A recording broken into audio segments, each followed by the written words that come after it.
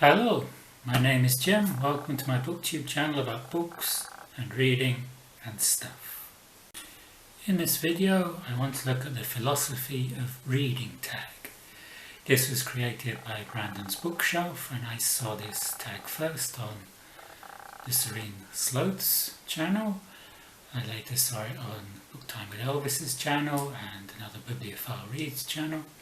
I thought it's an interesting tag. Question number 1. What's most important, a good character, plot or message? These are all important for different books. Humans are storytelling apes, so we evolved from listening to stories, and stories evolve around interesting plots. Characters are important. I like to be able to relate to the protagonist in fiction on some level.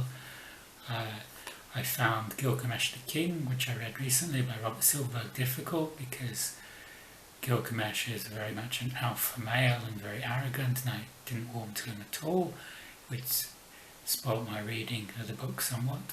For me also, setting is very important, both in time and in space. I like to escape from where I am. I like to go back in history with what I read sometimes, or travel to different countries, or even travel out into space. So setting as well is very important for me. At the moment I'm reading A Dark Shade of Magic by V.E. Schwab. I was attracted to this because it's set in 4 different Londons that are connected by magic. There's the London of the Regency period, the grey London.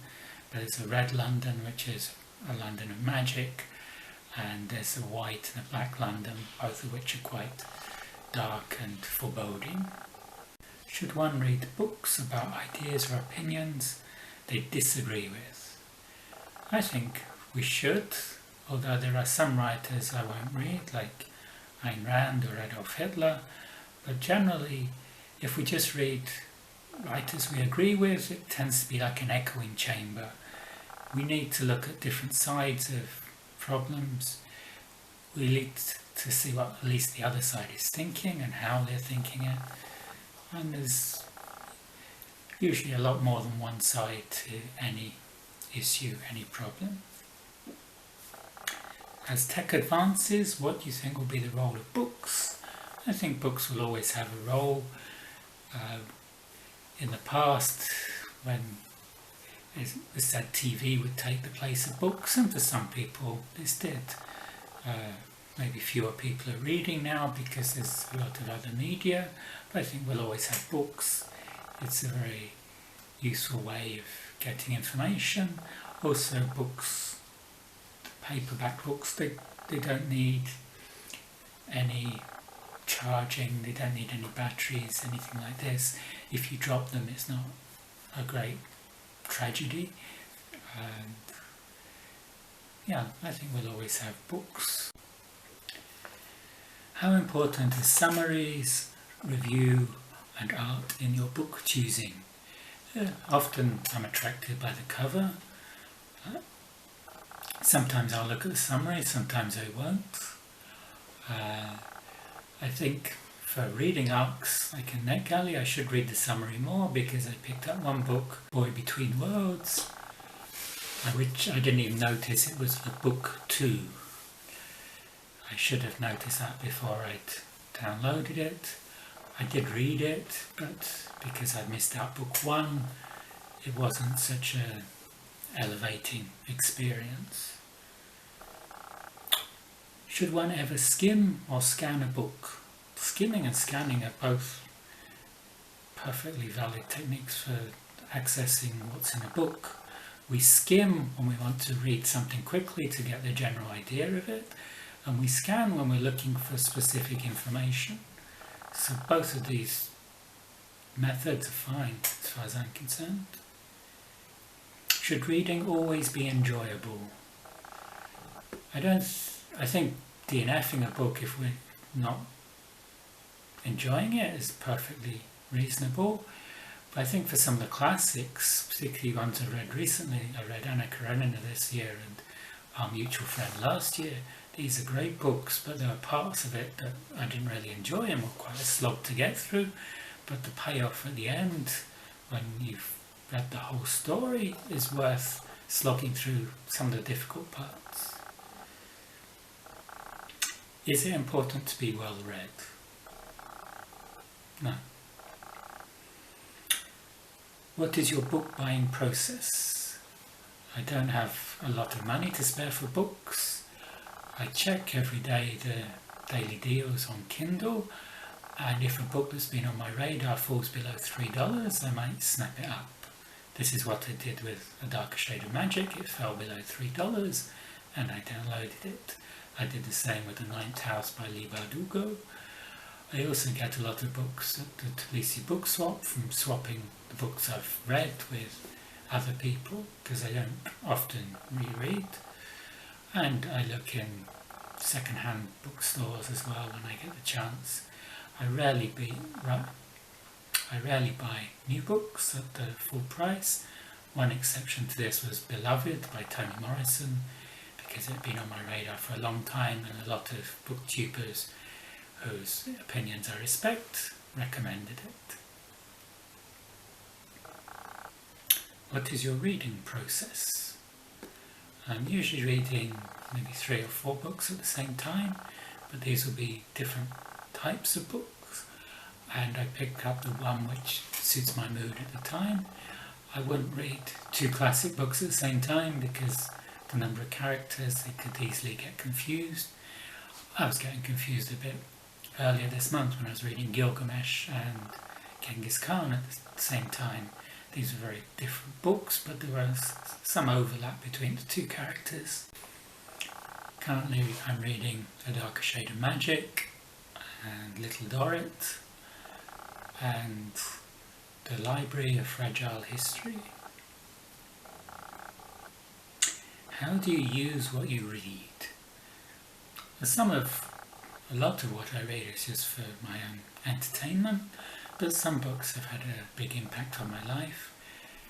One I'm thinking of is Why We Sleep by Matthew Walker, and since reading it I've been very conscious of what time I go to bed. I've been trying to get 8 hours sleep, or allowing myself for 8 hours sleep each night, trying to get to bed around midnight and getting up just after 8 to allow me that time, because from reading the book I realise how important sleep is in our lives, for both our health and for our learning. If you could download a book to your brain, would you still read? Interesting question. I'm not sure. I'm not sure how this process would work. If it was possible, I might still read just for the nostalgia value. I don't know how much the download would impact on my memory and how I could access that material, but I think I still like reading, just it gives me a nostalgia buzz. What are your views on rereading a book? I rarely reread. This year I've only reread The Great Gatsby, but there are some books I'm thinking, because I read them 30, 40 years ago, that I really enjoyed, that I'd like to reread. Some of these include Cat's Eye by Margaret Atwood, East of Eden by John Steinbeck, and there's a few others. What makes a book good?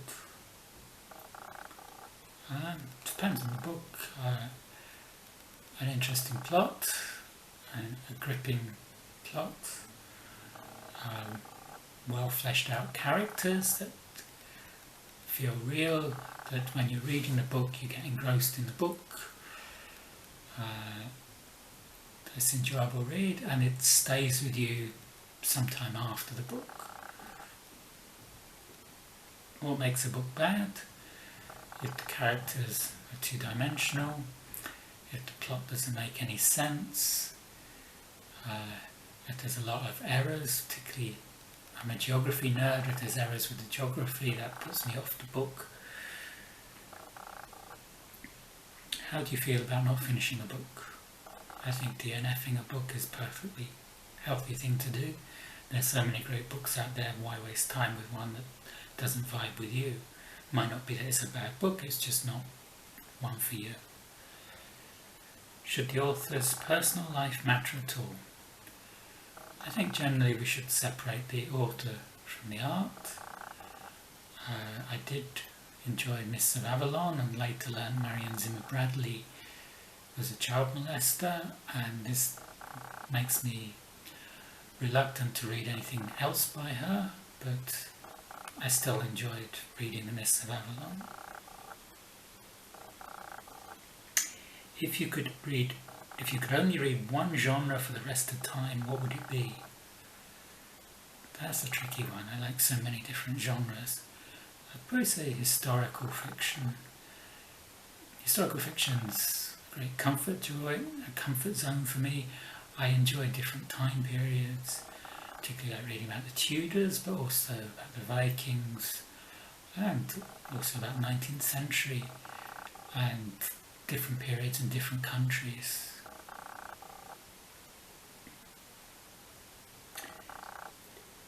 Do you ever read a book without knowing anything about it? Yes, I get a lot of e-arcs from NetGalley and some from Book Sirens. I've never heard of the author before. I just go on the title or maybe some of the blurb, and I go in blind. And some of the books have been really fantastic, and some have been disappointing, but yeah. This year I've read 63 books, and I haven't repeated the same author twice. And a lot of those authors were completely new to me. What author, genre, series or culture can you just not get into, and why?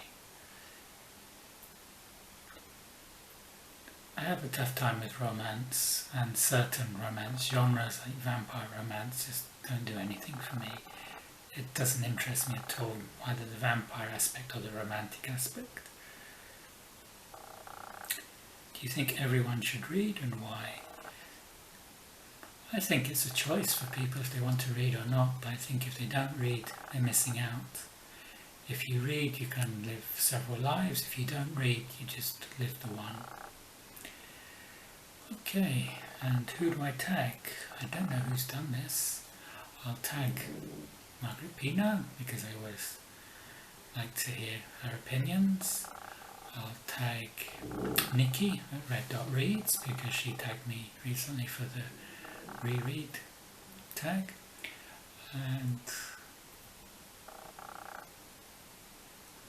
I'll tag Rowan at We Damage We.